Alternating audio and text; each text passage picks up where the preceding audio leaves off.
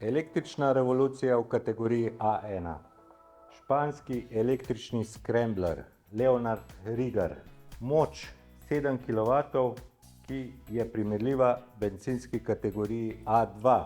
Sama zmogljivost motocikla je ekstremna, saj ima motor zunanji in preko reduktorja poganja zadnje kolo.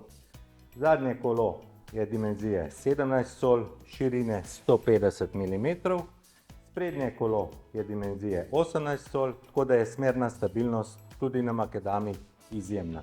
Od opreme lahko naštejemo centralni zavorni sistem, leva ali desna roka, vseeno s katero zaviramo, vedno zavira hkrati na sprednje in zadnje kolo.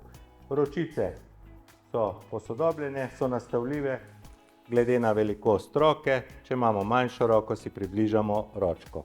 Opremljen je s keyless go ključem, tako da ga lahko prižgemo, ugasnemo z daljincem. Hkrati se vklopi tudi alarm, ki nas varuje pred krajo motocikla. Električno je tudi odpiranje tegale predala. Predal za shranjevanje drobnarij, kjer lahko shranjujemo polnilec. Električni scrambler omogoča avtonomijo z enim polnjenjem med 70 in 150 km.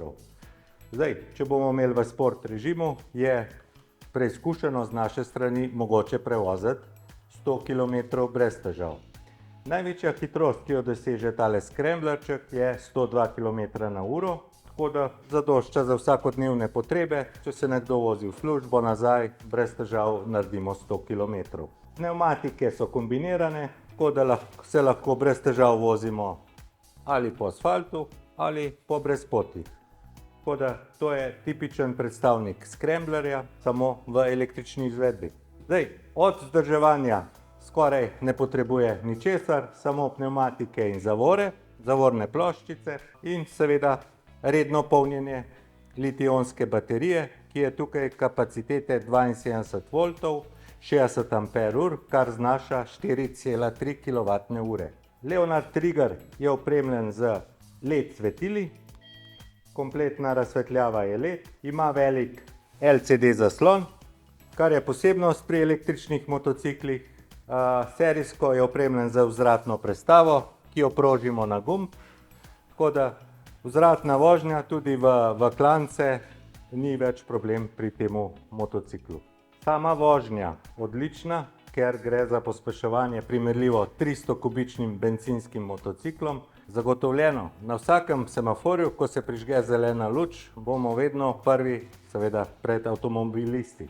Kar lahko očitamo temu motociklu je mogoče samo to, da je primeren in homologiran samo za eno osebo, tako da odpade spremljevalka na tem motorju. Žal. Scrambler je opremljen spredaj z upside down vilicami, zadaj z enojnim monošok amortizerjem.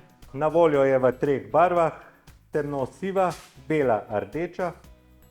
Teža motocikla je 120 kg, ima zelo nizko težišče, baterija je skrita tukaj noter, je seveda litij-ionska.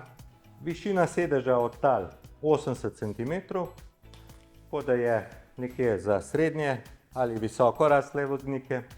Bom še malo pokazal samo ergonomijo.